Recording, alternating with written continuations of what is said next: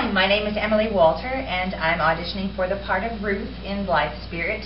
Thank you so much for this opportunity to submit a video in lieu of a live audition since I'm on contract. I wish you wouldn't be facetious with the servants, Charles. It confuses them and undermines their morale. I consider that point of view retrogressive, if not downright feudal. I don't care what you consider it. I have to run the house and you don't. Are you implying that I couldn't? You're at liberty to try. I take back what I said about it being a good morning. It's a horrid morning. You'd better eat your breakfast while it's hot. It isn't. Now look here, Charles. In your younger days, this display of roguish flippancy might have been alluring. In a middle-aged novelist, it's nauseating. Would you like me to writhe at your feet in a frenzy of self-abasement? That would be equally nauseating, but certainly more appropriate. I really don't see what I've done that's so awful.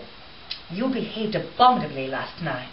You wounded me and insulted me. I was the victim of an aberration. Nonsense. You were drunk. Drunk? You had 4 strong dry martinis before dinner, a great deal too much burgundy at dinner. Heaven knows how much port and kummer with Dr. Bradman while I was doing my best to entertain that mad woman.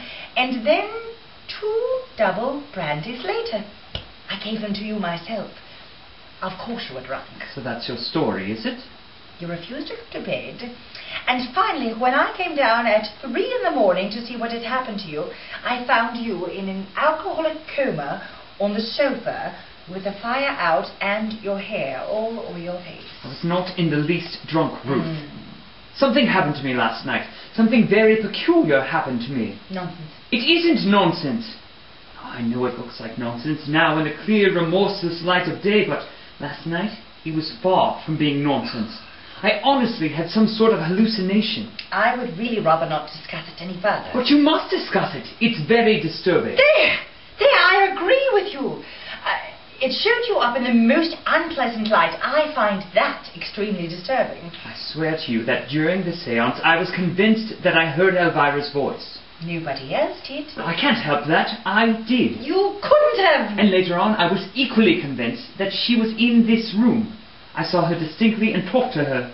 After you'd gone off to bed, we had quite a cosy little chat. And you seriously expect me to believe that you weren't drunk? I know I wasn't drunk.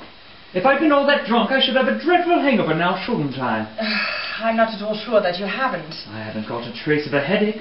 My tongue's not coated. Look at it. Oh, I've not the least desire to look at your tongue. Kindly put it in again. I know what it is. You're frightened. Frightened? Rubbish. What is there to be frightened of? Elvira? Oh, you wouldn't have minded all that much even if I had been drunk. It's only because it was all mixed up with Elvira. I seem to remember last night before dinner telling you that your views of female psychology were rather didactic. I was right. I should have added that they were puerile. That was when it all began. Thank you.